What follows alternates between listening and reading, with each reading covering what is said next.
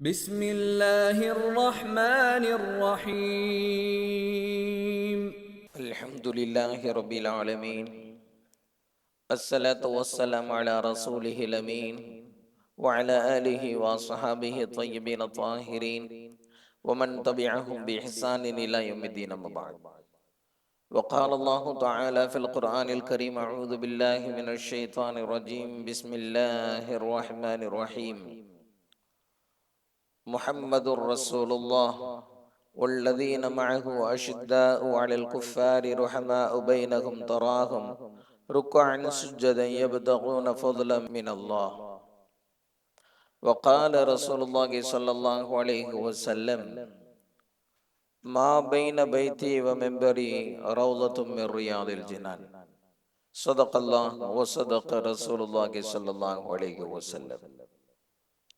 பேரன்பும் பெரும் கருணையும் கொடையும் மிக்க பேருபகாரி அல்லாஹ்விற்கே கோடான கோடி புகழ். நபிகள் நாயகம் முஹம்மது ரசூலுல்லாஹ் ஸல்லல்லாஹு அலைஹி வஸல்லம் அவர்களின் மீதும், அவர்களை பின்பற்றி வாழ்ந்த சகாபாக்கள், தாபிஈன்கள், தபை தாபீன்கள், உலமாக்கள், ஷுஹதாக்கள், சாலிஹீன்கள், இங்கு அமர்ந்திருக்கிற நம் அனைவரின் மீதும் அல்லாஹ்வின் அன்பும் அருளும் என்றென்றும் நிறைவாக உண்டாவதாக. அல்லாஹ்வின் கிருபையால் அவனுடைய பொருத்தத்தை நாடியவர்களாக அவனுடைய மாளிகையில் இஅ்திகாஃபுடைய நியத்தோடு அமர்ந்திருக்கிற மார்க்க நண்பர்களே, அல்லாஹு ஜல்ல ஷானுஹு தஆலா எந்த நல்ல விஷயங்களை தங்களுடைய வாழ்க்கையில் ஏற்று நடக்கும்படி கட்டளையிட்டுள்ளானோ அந்த விஷயங்களை தங்களுடைய வாழ்க்கையில் ஏற்று நடக்கும்படியும், எந்த விஷயங்களை விட்டு விலகி இருக்கும்படி கட்டளையிட்டுள்ளானோ அந்த விஷயங்களை விட்டு விலகி இருக்கும்படியும் எனக்கும் உங்களுக்கும் தக்வாவை கொண்டு, இறை எச்சத்தை கொண்டு நசீஹத்து செய்தவனாக எனதுரையை ஆரம்பம் செய்கிறேன். மக்காவை நோக்கியும் மதினாவை நோக்கியும் மக்கள் படையெடுத்து சென்று கொண்டிருக்கக்கூடிய இந்த வேளையில் மனம் வீசுகின்ற மஸ்ஜிதுன் நபவியின் புனிதங்கள் குறித்த செய்திகளை இன்றைய ஜும்மாவுடைய உரையில் நாம் பார்க்கிறோம். மதினாவில் அமைந்திருக்கக்கூடிய மஸ்ஜிதுன் நபவி பல்வேறு சிறப்புகளினுடைய கேந்திரம். எல்லா சிறப்புகளுக்கும் புனிதங்களுக்கும் தலைமை பீடமாக அமைந்திருப்பது நபி ஸல்லல்லாஹு அலைஹி வஸல்லம் அவர்களினுடைய ரவுலா அங்கே அமைந்திருப்பதுதான். இமாம் மாலிக் ரஹிமஹுல்லாஹ் அவர்களை சந்திப்பதற்காக வேண்டி ஹலீஃபா அபூ ஜஅஃபர் அல் மன்சூர் வருகிறார். இமாம் மாலிக் ரஹிமஹுல்லாஹ் அவர்களிடத்திலே மார்க்க விளக்கம் கேட்கிறார். பேசிக்கொண்டிருக்கிற நேரத்தில் அவருடைய சப்தம் கொஞ்சம் உயர்ந்து விடுகிறது. அப்போது இமாம் மாலிக் ரஹிமஹுல்லாஹ் அவர்கள் திருக்குர்ஆனுடைய ஒரு வசனத்தை ஓதினார்கள். யா அய்யுஹல்லதீன ஆமனூ லா தர்ஃபஉ அஸ்வாதகும் ஃபௌக ஸௌத்தின் நபி. ஈமான் கொண்டவர்களே, நபி ஸல்லல்லாஹு அலைஹி வஸல்லம் அவர்களுக்கு முன்னால் உங்களுடைய சப்தத்தை உயர்த்தாதீர்கள் என்று இறைவன் கட்டளையிட்ட வசனத்தை இமாம் மாலிக் ரஹிமஹுல்லாஹ் அவர்கள் ஓதி காட்டி அபூ ஜஅஃபர் அல் மன்சூர் இடத்திலே சொன்னார்கள், நபி ஸல்லல்லாஹு அலைஹி வஸல்லம் அவர்கள் துயில் கொண்டிருக்கிற போது நீங்கள் சப்தமிட்டு பேசலாமா என்பதாக கேட்டார்கள். அவர் கேட்டார், நபி ஸல்லல்லாஹு அலைஹி வஸல்லம் அவர்கள் இருக்கிற போதுதானே இது சட்டம், நபி அவர்கள் இப்போது இல்லையே என்று சொன்ன போது இமாம் மாலிக் ரஹிமஹுல்லாஹ் அவர்கள் சொன்னார்கள், கியாமத் வரை அதுதான் சட்டம்.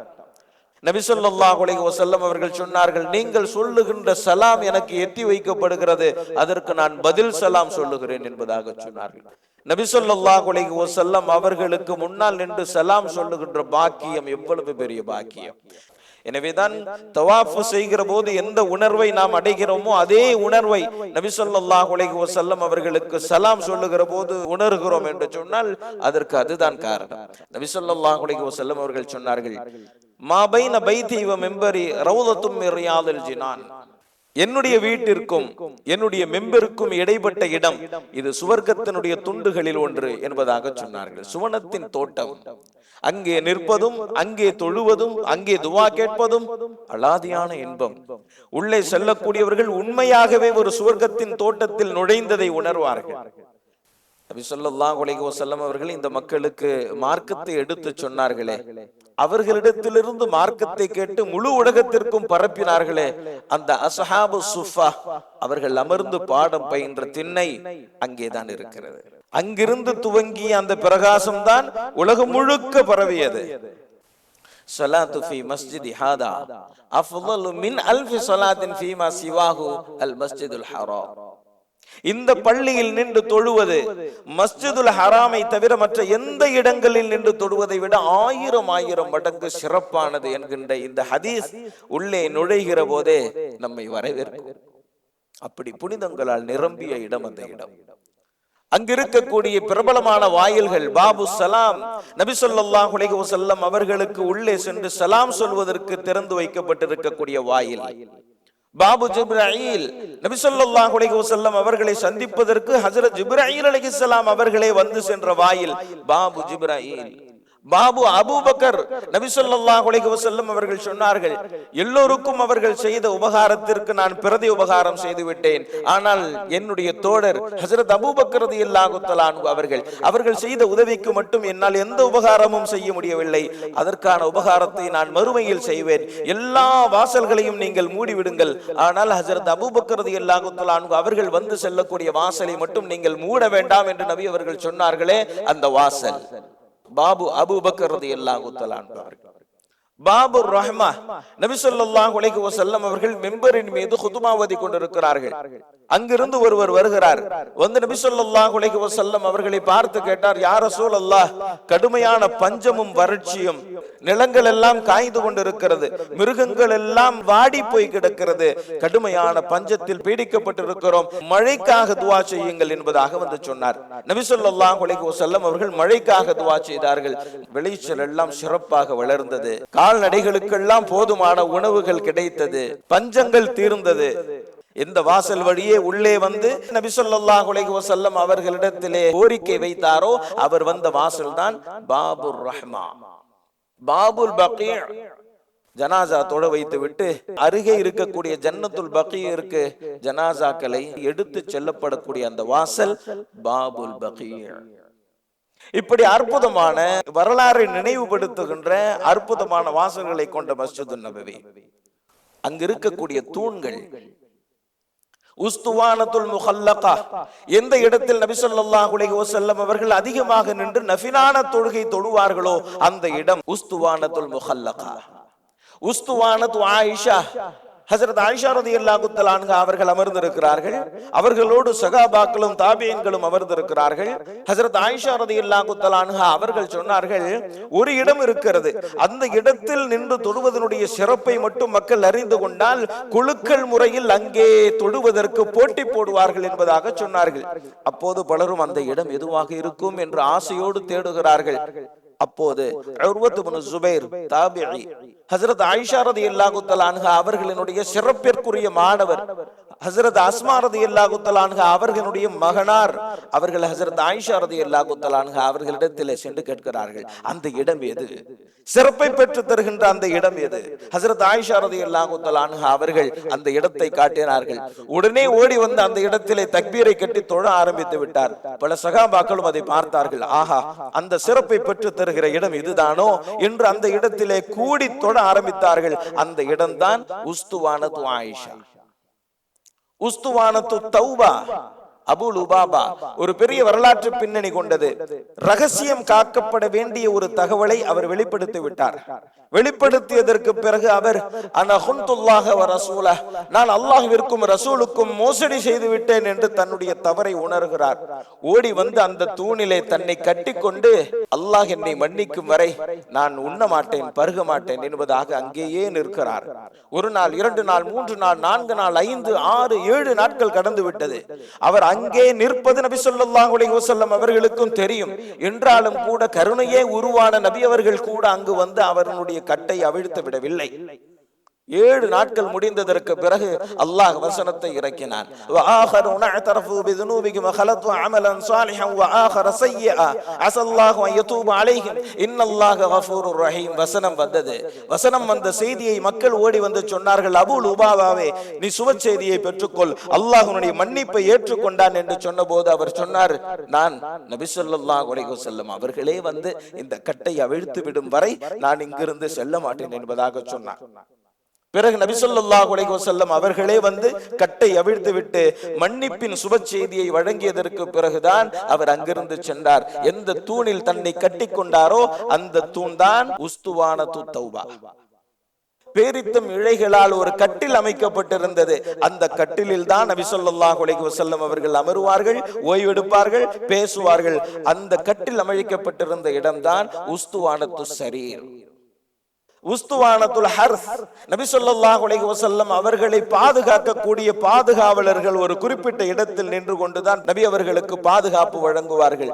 ஹஜ்ரத் சஅத் இப்னு அபி வக்காஸ் ரலியல்லாஹு தஆலா அன்ஹு அவர்கள், ஹஜ்ரத் சஅத் இப்னு உபாதா ரலியல்லாஹு தஆலா அன்ஹு அவர்கள், ஹஜ்ரத் அலி ரலியல்லாஹு தஆலா அன்ஹு அவர்கள், ஹஜ்ரத் பிலால் ரலியல்லாஹு தஆலா அன்ஹு அவர்கள், இன்னும் சில சகாபாக்கள் நபி ஸல்லல்லாஹு அலைஹி வஸல்லம் அவர்களுக்கு பாதுகாப்பு வழங்கக்கூடிய பொறுப்பில் இருந்தார்கள். அவர்கள் பாதுகாப்பு வழங்குவதற்காக வேண்டி எந்த இடத்தில் நின்றார்களோ அந்த இடம்தான் உஸ்துவானத்துல் ஹர்ஸ். அல்லாஹு ஜல்ல ஷானுஹு தஆலா ஒரு வசனத்தை இறக்கினான், வல்லாஹு யஅஸிமுக மினன் நாஸ். இந்த வசனம் வஹியாக அறிவிக்கப்பட்டவுடன் வெளியே வந்தார்கள்.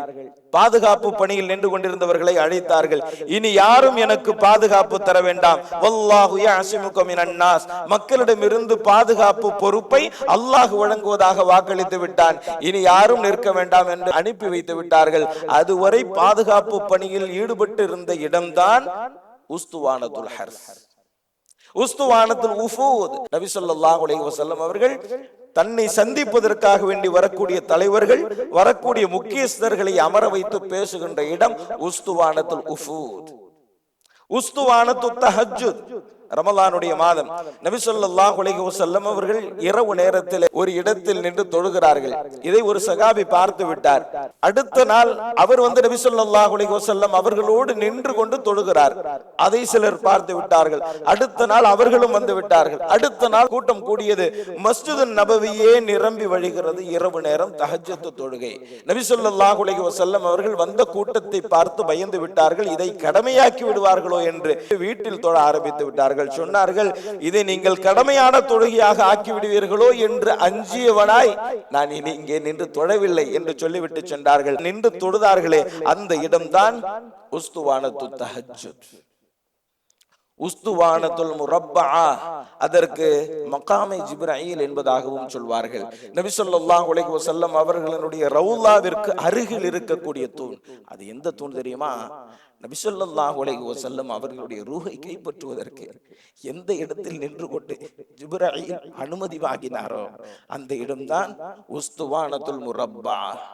நபி ஸல்லல்லாஹு அலைஹி வஸல்லம் அவர்களிடத்தில் அனுமதி கேட்கிறார் ஜிப்ரீல் அலைஹிஸ்ஸலாம் அவர்கள், உள்ளே வரலாமா?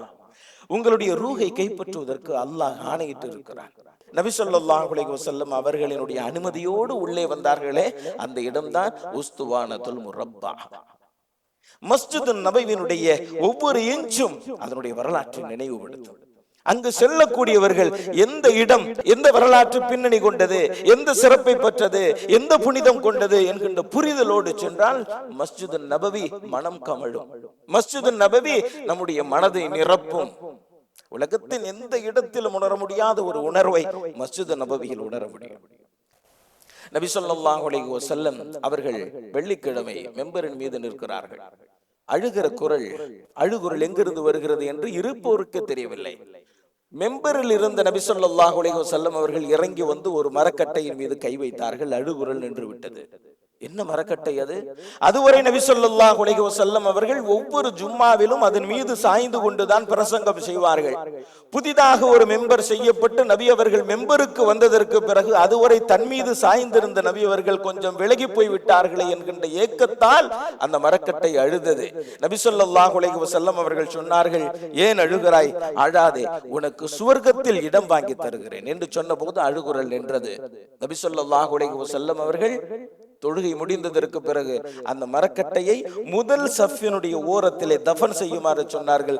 அந்த முதல் சஃபினுடைய ஓரத்தில் குழி தோண்டி அன்பில் கதறிய அந்த கட்டை அங்கே புதைக்கப்பட்டது. எந்த இடத்தில் புதைக்கப்பட்டது என்பது இன்றும் அடையாளம் இடப்பட்டிருக்கிறது. கலீஃபா உமர் ரலியல்லாஹு தஆலா அன்ஹு அவர்கள் ஒரு நாள் வெள்ளிக்கிழமை ஜும்மா தொழுவதற்காக வேண்டி வருகிறார்கள். அருகே இருந்த ஹஜ்ரத் அப்பாஸ் ரலியல்லாஹு தஆலா அன்ஹு அவர்களுடைய வீட்டில் இருந்து வடிந்தோடக்கூடிய தண்ணீர் ஹஜ்ரத் உமர் ரலியல்லாஹு தஆலா அன்ஹு அவர்களுடைய ஆடையில் பட்டுவிட்டது. மீண்டும் தன்னுடைய வீட்டிற்கு சென்று ஆடையை மாற்றிவிட்டு மீண்டும் மஸ்ஜித் நபவிக்கு வந்தார்கள். வந்து தொழுதார்கள். கலீஃபா உமர் ரலியல்லாஹு தஆலா அன்ஹு அவர்கள் மஸ்ஜித் நபவிக்கு வரக்கூடியவர்களுக்கும் போவோருக்கும் அது இடையூறாக இருக்கிறதே என்று சொல்லி அதை கலட்டி அப்புறப்படுத்துமாறு ஆணையிட்டார்கள். அது கலட்டி அப்புறப்படுத்தப்பட்டு விட்டது. மீசாப் என்று அரபியிலே சொல்வார்கள். அந்த தகர தப்பை அதிலே மழை நீர் வழிந்து ஒரு ஓரமாக அது விழும். ஹஜரத் அப்பாஸ் ரலியல்லாஹு தஆலா அன்ஹு அவர்கள் தன்னுடைய வீட்டிற்கு வருகிறார்கள். பார்த்தால் அப்புறப்படுத்தப்பட்டு விட்ட அந்த மீசாபை காணவில்லை என்பதை அருகே விசாரிக்கிறார்கள் ஹஜரத் அப்பாஸ் ரலியல்லாஹு தஆலா அன்ஹு அவர்கள். ஹஜரத் உமர் ரலியல்லாஹு தஆலா அன்ஹு அவர்கள் தான் அதை அப்புறப்படுத்துமாறு ஆணையிட்டார்கள் என்று சொல்லப்படுகிறது.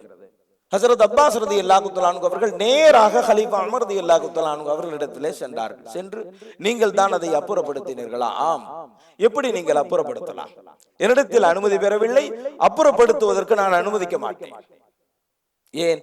அது வரக்கூடியவர்களுக்கு செல்லக்கூடியவர்களுக்கு அது இடையூறாக இருக்கிறது என்று சொன்னபோது ஹஜரத் அப்பாஸ் ரலியல்லாஹு தஆலா அன்ஹு அவர்கள் சொன்னார்கள், உண்மைதான். ஒரு நாள் நபி ஸல்லல்லாஹு அலைஹி வஸல்லம் அவர்கள் என்னுடைய வீட்டிற்கு வந்தார்கள். மழை நீர் தாறுமாறாக கொட்டுவதை பார்த்துவிட்டு எங்கேயோ சென்று இந்த தகர தப்பையை கொண்டு வந்து அவர்கள் தன்னுடைய கரத்தால் மாற்றினார்கள். நபி ஸல்லல்லாஹு அலைஹி வஸல்லம் அவர்கள் இல்லாத இந்த தருணத்தில் வீட்டிற்குள் வருகிற போதும் வெளியே செல்லுகிற போதும் நபி ஸல்லல்லாஹு அலைஹி வஸல்லம் அவர்கள் தன்னுடைய கரத்தால் மாட்டிய அந்த மீசாபை பார்த்து நான் ஆனந்தம் அடைந்து கொண்டிருந்தேன். திடீரென்று அது இல்லை என்பதை பார்க்கிற போது என்னுடைய உள்ளம் ஏற்றுக்கொள்ளவில்லை என்பதாக சொன்ன போது கலீஃபா உமர் ரலியல்லாஹு தஆலா அன்ஹு அவர்கள் எங்கே தூக்கி வீசப்பட்டதோ அதை எடுத்து வருமாறு ஆணையிட்டார்கள். எடுத்து வந்ததற்கு பிறகு இது எப்படி வந்தது என்கின்ற விவரம் தெரியாமல் தூக்கி வீசிய அந்த தவறினால் அதனுடைய தண்டனையை நானே ஏற்றுக்கொள்கிறேன். நான் ருக்கூவில் நின்று கொள்கிறேன். என்னுடைய முதுகின் மீது ஏறி நின்று நீங்கள் அதை மாட்டிக்கொள்ளுங்கள் என்பதாக சொன்னார். கலீஃபா உமர் ரலியல்லாஹு தஆலா அன்ஹு அவர்கள் குனிய அவர்களின் முதுகின் மீது ஹஜரத் அப்பாஸ் ரலியல்லாஹு தஆலா அன்ஹு அவர்கள் ஏறி நின்று அந்த மீசாபை முன்பு இருந்தது போன்றே மாட்டிக்கொண்டார்கள். இன்று வரை அந்த தகர தப்பை மஸ்ஜித் நபவி பல கட்டங்களாக பல கோணங்களில் விரிவுபடுத்தப்பட்டதற்கு பிறகும் கூட வத்தகூனி யா உலில் அல்பாப் என்கின்ற ஒரு வசனம் அங்கே இருக்கும். அந்த நூனில் அந்த மீசாபை காணலாம். இன்றும் அந்த தகர தப்பை தூக்கி வீசப்படவில்லை. கலீஃபா உமர் ரலியல்லாஹு தஆலா அன்ஹு அவர்களின் காலம் மஸ்ஜித் நபவி நிரம்பி வழிகிறது. வரக்கூடியவர்களுக்கு போதுமான இட வசதி இல்லை. அதை விரிவாக்கம் செய்ய வேண்டும்.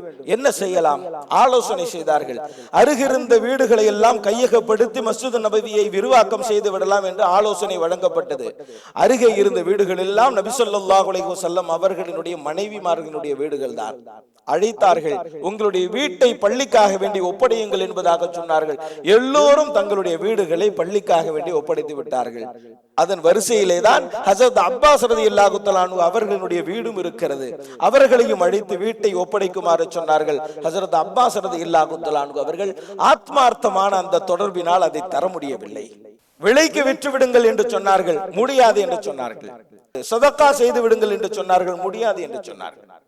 இதற்கு பகரமாக வேறு வீட்டை கட்டி தருகிறோம், வீட்டிற்கு வீடு என்று மாற்றிக்கொள்ளுங்கள் என்று சொன்னார்கள், முடியாது என்று சொன்னார்கள்.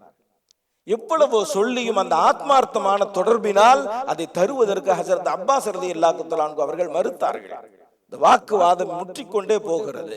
இவர்கள் பலவந்தமாக வேண்டும் என்கின்றார்கள், முடியாது என்று நிர்பந்தமாக மறுக்கிறார்கள். நமக்கிடையே ஒரு நடுவரை ஏற்படுத்தி கொண்டு அவர் என்ன சொல்லுகிறாரோ செய்வோம் என்று இருவரும் ஒரு முடிவிற்கு வருகிறார்கள். ஹஜரத் உபய் இப்னு கஅப் ரலியல்லாஹு தஆலா அன்ஹு அவர்களிடத்திலே சொல்லப்படுகிறது, கலீஃபா உமர் ரலியல்லாஹு தஆலா அன்ஹு அவர்களுக்கும் ஹஜரத் அப்பாஸ் ரலியல்லாஹு தஆலா அன்ஹு அவர்களுக்கும் மத்தியில் ஏற்பட்டிருக்கக்கூடிய ஒரு விவகாரத்தில் நீங்கள் நீதி வழங்க வேண்டும். எனவே வாருங்கள் என்று நீதிமன்றத்திற்கு அழைக்கப்படுகிறார்கள். ஹஜரத் உபய் இப்னு கஅப் ரலியல்லாஹு தஆலா அன்ஹு அவர்கள் உள்ளே வருகிறார்கள். அதுவரை மக்களின் பிரச்சனைகளுக்கு நீதி வழங்கிய கலீஃபா உமர் ரலியல்லாஹு தஆலா அன்ஹு அவர்கள் எப்போதும் அமர்ந்து நீதி வழங்கக்கூடிய இடத்திலே அமர்ந்திருக்கிறார்கள். உள்ளே ஹஜரத் உபய் இப்னு கஅப் ரலியல்லாஹு தஆலா அன்ஹு அவர்கள் வந்தவுடன் கலீஃபா உமர் ரலியல்லாஹு தஆலா அன்ஹு அவர்களை பார்த்து கேட்டார்கள், நீங்கள் கலீஃபாவாக வந்திருக்கிறீரா, வாதி பிரதிவாதியாக வந்திருக்கிறீரா என்பதாக கேட்டார்கள். கலீஃபா உமர் ரலியல்லாஹு தஆலா அன்ஹு அவர்கள் சொன்னார்கள், நான் வாதி பிரதிவாதியாகத்தான் வந்திருக்கிறேன் என்று சொன்னபோது, அப்படி என்றால் அந்த இருக்கையில் இருந்து எழுந்து வாதியும் பிரதிவாதியும் அமரக்கூடிய இருக்கையில் அமருங்கள் என்று சொன்னார்கள். கலீஃபா உமர் ரலியல்லாஹு தஆலா அன்ஹு அவர்கள் எழுந்து அமர்ந்ததற்கு பிறகு அந்த இடத்திலே ஹஜ்ரத் உபய் இப்னு கஅப் ரலியல்லாஹு தஆலா அன்ஹு அவர்கள் அமர்ந்தார்கள். பிரச்சனை என்ன? இதுதான் பிரச்சனை. பலவந்தமாக இந்த இடத்தை இவர்கள் கேட்கிறார்கள். எல்லோரும் தந்து விட்டார்கள், இவர்கள் மட்டும் தரவில்லை. இந்த இடம் இல்லாமல் மஸ்ஜிதுன் நபவியை விரிவுபடுத்த முடியாது என்பதாக கலீஃபா உமர் ரலியல்லாஹு தஆலா அன்ஹு அவர்கள் சொல்கிறார்கள். ஹஜ்ரத் உபய் இப்னு கஅப் ரலியல்லாஹு தஆலா அன்ஹு அவர்கள் கலீஃபா உமர் ரலியல்லாஹு தஆலா அன்ஹு அவர்களை பார்த்து சொன்னார்கள், உமர் அவர்களே, ஒரு செய்தியை நீங்கள் மறந்து விட்டீர்களா? ஒரு யத்தீமுடைய இடத்தை பலவந்தமாக கையகப்படுத்தி அந்த இடத்திலே பைத்துல் முகத்தஸை கட்ட வேண்டும் என்று ஹஜ்ரத் தாவூத் அலைஹிஸ்ஸலாம் அவர்கள் முடிவெடுத்தார்கள். இது அல்லாஹ்விற்கு பிடிக்கவில்லை. அல்லாஹ் உடனே சொன்னான், நீங்கள் செய்த காரியத்தை நான் விரும்பவில்லை, எனவே பைத்துல் முகத்தஸை கட்டக்கூடிய அந்த அற்புதமான சிறப்பே உங்களுக்கு இல்லை என்று அல்லாஹ் சொல்லிவிட்டார். ஹஜ்ரத் தாவூத் அலைஹிஸ்ஸலாம் அவர்கள் அல்லாஹ்விடத்திலே இஸ்திக்ஃபார் செய்தார்கள். யா அல்லாஹ், எனக்கு இந்த பாக்கியம் இல்லை என்றாலும் என்னுடைய சந்ததிக்கு நீ தர வேண்டும் என்பதாக துஆ செய்தார்கள். பிறகுதான் அல்லாஹ் ஜல்ல ஷானஹு தஆலா அவர்களினுடைய மகனாகிய ஹஜ்ரத் சுலைமான் அலைஹிஸ்ஸலாம் அவர்களுக்கு பைத்துல் முகத்தஸை கட்டக்கூடிய பாக்கியத்தை வழங்கினார். மறந்து விட்டீரா என்பதாக கேட்டார்கள். பலவந்தமாக ஒருவரின் இடத்தை எடுத்து அந்த இடத்தை மஸ்ஜிதாக விரிவுபடுத்துவது என்பது அல்லாஹ்விற்கே பிடிக்காது என்பதாக சொன்னார்கள். கலீஃபா உமர் ரலியல்லாஹு தஆலா அன்ஹு அவர்கள் அப்படியே எழுந்து வெளியே சென்று விட்டார்கள். பிறகு ஹஜ்ரத் அப்பாஸ் ரலியல்லாஹு தஆலா அன்ஹு அவர்கள் கலீஃபா உமர் ரலியல்லாஹு தஆலா அன்ஹு அவர்களை சந்திப்பதற்காக விட்டு சென்றார்கள். சென்று சொன்னார்கள், கலீஃபா அவர்களே, சில பல காரணங்களால் தருவதற்கு என்னுடைய மனம் மறுத்தது. ஆனால் அவசியம் கருதி முழு மன திருப்தியோடு இப்போது இந்த வீட்டை வழங்குகிறேன். நீங்கள் மஸ்ஜித் நபவியை விரிவாக்கம் செய்து கொள்ளலாம் என்பதாக சொன்னபோது கலீஃபா உமர் ரலியல்லாஹு தஆலா அன்ஹு அவர்கள் விரிவாக்கம் செய்தார்கள். ஏன் சொல்ல வருகிறேன்? மஸ்ஜித் நபவியினுடைய இடங்கள் மட்டும் புனிதம் அல்ல, அந்த மஸ்ஜித் நபவி கொண்டு இருக்கக்கூடிய முழு வரலாறும் புனிதமானது. அல்லாஹ்வினுடைய அற்புதமான திருநாமங்கள் பொறிக்கப்பட்டிருக்கக்கூடிய அந்த எழுத்துக்கள், நபி ஸல்லல்லாஹு அலைஹி வஸல்லம் அவர்களுடைய சிறப்பு பெயர்கள் பொறிக்கப்பட்டிருக்கக்கூடிய அந்த எழுத்துக்கள், சஹாபாக்களுடைய பெயர்களை பொறிக்கப்பட்டிருக்கக்கூடிய அந்த எழுத்துக்கள், அங்கிருக்கக்கூடிய கதவிலும் தூணிலும் மேலும் கீழும் இடப்பக்கமும் வடப்பக்கமும் எல்லா இடங்களிலும் எழுதப்பட்டிருக்கக்கூடிய ஆயத்துகளும் ஹதீஸ்களும் படிக்க தெரிந்தவர்களுடைய கண்ணுக்கு அற்புதமான காட்சி அது. அங்கே அமர்ந்து கொண்டு அப்படியே கண்ணுக்கு தெரியக்கூடிய அந்த எழுத்தெல்லாம் என்ன எழுத்து? அதுக்கு டிசைனாவே எழுதியிருப்பாங்க. மேலும் கீழுமாக இருக்கும் எழுத்து. அது அழகுக்காக வேண்டி இது என்ன வார்த்தையாக இருக்கும், இது எந்த வடிவமாக இருக்கும், இது எந்த ஹதீஸாக இருக்கும், இது யாருடைய பெயராக இருக்கும் என்று சொல்லி அங்கே அமர்ந்து அந்த எழுத்துக்களை நீங்கள் ஒவ்வொன்றாக பார்த்தால் நேரம் போதாது. அப்படி அற்புதம் நிறைந்த மஸ்ஜிது நபவி, அங்கே போகக்கூடிய பாக்கியம் பெற்றவர்கள் எவ்வளவு சிறப்பிற்குரியவர்கள். ஆக மஸ்ஜிது நபவி மனம் கமழக்கூடிய ஒரு இடம், புனிதங்களினுடைய அடையாளம். அல்லாஹு ஜல்ல ஷானஹு தஆலா அங்கு சென்று வரக்கூடிய தௌஃபீகை நமக்கு தந்தருள்வானாக. வ ஆகிரு தஅவானா அல்ஹம்துலில்லாஹி ரப்பில் ஆலமீன். அஸ்ஸலாமு அலைக்கும் வரஹ்மத்துல்லாஹி வபரகாத்துஹு. பள்ளிவாசலின் பராமரிப்பிற்காக வேண்டி தாராளமாக உதவி செய்யுங்கள். அல்லாஹ் ஜல்ல ஷானஹு தஆலா நாம் செய்யக்கூடிய உதவிகளுக்கு நிரப்பமான நற்கூலியை வழங்குவானாக. ஹபீபல்லாஹ் ரசூலல்லாஹ் இமாமல் முர்சலீன் ஹபீபல்லாஹ்